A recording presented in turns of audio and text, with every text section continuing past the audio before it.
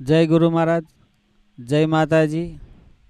મિત્રો, જાણે અજાણે ઘરમાં દુઃખ આવવા લાગે તો શું તમારી આસપાસ કોઈ અદૃશ્ય શક્તિ હોઈ શકે?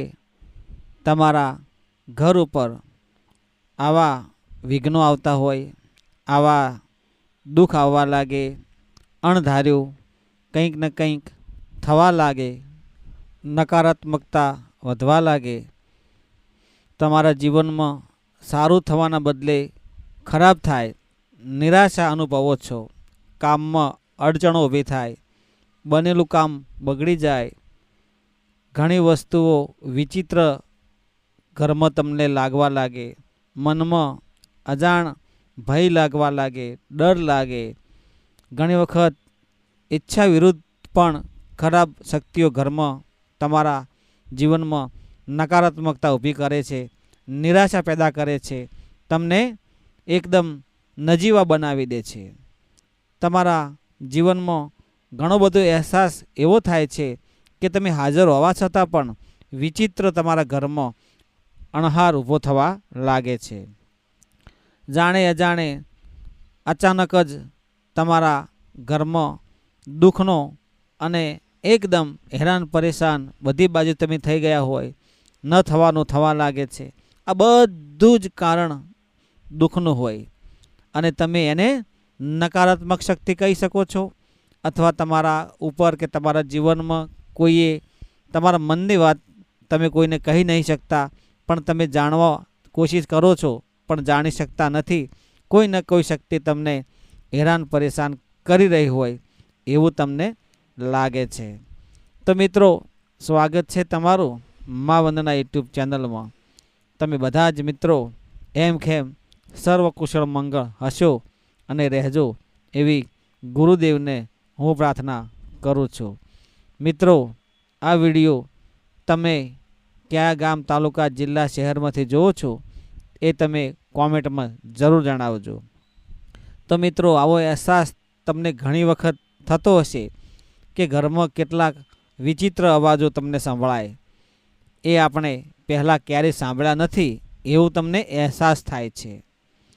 જાણે કોઈની હાજરી સાંભળીને અચાનક તમારો દરવાજો ખુલતો હોય, કંઈક ખંજવાળવાનો કે કંઈક પડવાનો કે જેના કારણે તમને ખ્યાલ આવે કે અમારા ઘરમાં કોઈ અજાણી શક્તિ અથવા અજાણી વ્યક્તિ પણ હાજર છે એવું તમને અહેસાસ થાય.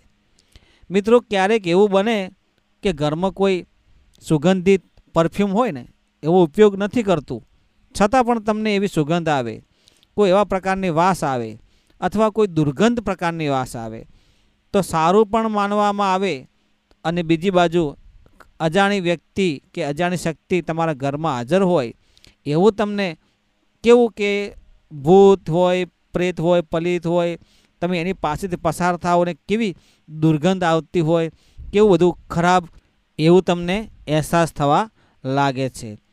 મિત્રો, ઘણી વખત એવું બને છે કે તમારો જે દરવાજો હોય અને ત્યાંથી કોઈ નીકળી હોય એવો તમને અહેસાસ થાય. દરવાજો ખખડવાનો અવાજ બંધ થઈ જાય, કોઈ ધક્કો માર્યો હોય અને એવું બધું થાય. ઘરમાં કોઈ અચાનક પ્રકારનો એવો અવાજ આવે, એવી અજાણી નકારાત્મક શક્તિએ રૂમમાં રહેવા લાગી હોય એવું તમને જાણ પણ ન હોય અને તમારા ઘરમાં આવું થાય છે. થોડું ધ્યાન રાખવાની જરૂર છે. તમારે સકારાત્મક પોઝિટિવ થવાની તમારે જરૂર છે. ખ્યાલ રાખવો જોઈએ તમારે તમારા ઘરનો. ઘણી વખત એવું થાય કે અચાનક જે ઘરની દિવાલો હોય એ ફોલ્લીઓ થવા લાગે, પ્લાસ્ટર ઉખડી જાય, ઘણી વખત દિવાલો ઉપર ખંજવાળવાના નિશાન, કોઈ ચલચિત્ર તમને દેખાઈ જાય, અંધારામાં તમને ગોંગળામણ થાય. આવી નકારાત્મક શક્તિઓની અસર તમારા જીવનમાં ઉતરી જાય તો તમે ક્યારેય કોઈ પણ શક્તિનો સામનો નથી કરી શકતા. મિત્રો, આ તમારા ઘરમાં નકારાત્મક શક્તિએ કબજો કર્યો હોય એના બધા એંધાણ છે, એના બધા અણહાર છે. કારણ કે અરીસામાં તમારો ચહેરો દેખાવાની જગ્યાએ તમને કંઈક ઉલટું જ દેખાય, પાછળથી એનું પ્રતિબિંબ દેખાય. તમને તમારી પાછળ કોઈ ઊભું હોય, આજુબાજુ કોઈ શક્તિ તમને ડરાવવાની કે ગભરાવાની કોશિશ કરતું હોય તો તમને એવું લાગે કે ઘરમાં ભૂત છે, કોઈ પ્રેત છે એવું તમને લાગે. ઘણી વખતે ઘરમાં કેટલીક વસ્તુઓની એક નિશ્ચિત જગ્યા હોય તો એ વસ્તુઓ પોતાની જગ્યાએથી ગાયબ થવા લાગે, એટલે કે આ જગ્યાએ મેં એ વસ્તુ મૂકી હતી અને આ જગ્યાએ કઈ રીતે આવી ગઈ એ તમને સમજણ નથી પડતી. હવે ધારો કે તમે કોઈ વસ્તુ એવી ઘરમાં મૂકી હોય અને સવારમાં જુઓ તો બીજી જગ્યાએ પડી હોય, તો તમને નક્કી થઈ જાય કે ઘરમાં કોઈ ને કોઈ અદૃશ્ય શક્તિ છે. અચાનક તમારા શરીરમાં પવનનો ઝાટકો લાગે, તમને આમ વાઇબ્રેશન થાય, તમને કોઈ અડ્યા હોય, તમને સ્પર્શ કર્યો હોય એવું તમને અચાનક લાગે અને તમારા મગજમાં એવો વિચાર આવી જાય કે મારામાં કંઈક દુષ્ટ શક્તિ મને હેરાન કરી રહી છે, એવો તમને અહેસાસ થાય છે ઘણી વખત.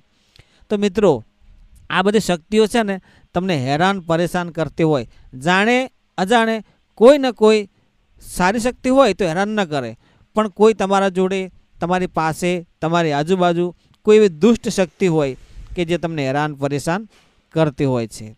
પણ તમારે આ બધું જાણવું એ સહેલું નથી. એના માટે તમારે કુળદેવીની ઉપાસના કરવી પડે, કુળદેવીના મંત્ર જાપ કરવા પડે, કુળદેવીની સેવા પૂજા કરવી પડે, કુળદેવીના નામના ધર્મ કરવું પડે.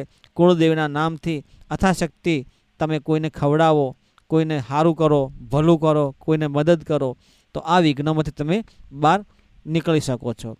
તમે કોઈ દિવસ કોઈનું ઠાર્યું ના હોય અને તેનું ઘરમાં લાયા હોય, જૂઠ છળ કપટ કરી અને ઘરમાં બધું ભેળું કર્યું હોય, વસાયું હોય, તો આ બધા એંધાણ નકારાત્મક શક્તિ તમારા ઉપર કબજો કરે છે. કે અનીતિ કરવી એ નકારાત્મકતા છે, કોઈનું ખોટું કરવું એ નકારાત્મકતા છે. કંઈ ને કંઈ ખરાબ પ્રવૃત્તિઓ દ્વારા, ખરાબ કર્મ દ્વારા તમે કંઈક મેળવો છો તો એનું પરિણામ તમારે આ રીતે ભોગવવું પડે છે. એટલા માટે તમે તમારા કુળદેવી હોય, તમારા માતા પિતાની સેવા કરો અને સારા માર્ગે રહેશો, ધર્મના માર્ગે રહેશો તો 100% તમારો ઉદ્ધાર થઈ જશે. મિત્રો, જો તમે કુળદેવીને માનતા હોય, તમારા દિલમાં દયા હોય, તો અહીંયા મેં એક સ્કેનર પણ મૂક્યું છે. અથાશક્તિ તમે આમાં 2 રૂપિયા, 5 રૂપિયા દાન દક્ષિણા કરી શકો છો. એ પૈસો અહીંયા અમે ધર્મના કાર્યમાં વાપરીએ છીએ. તમે તમારા મંતવ્યો, પ્રતિભાવો કોમેન્ટમાં જણાવી શકો છો. જય ગુરુદેવ, જય માતા.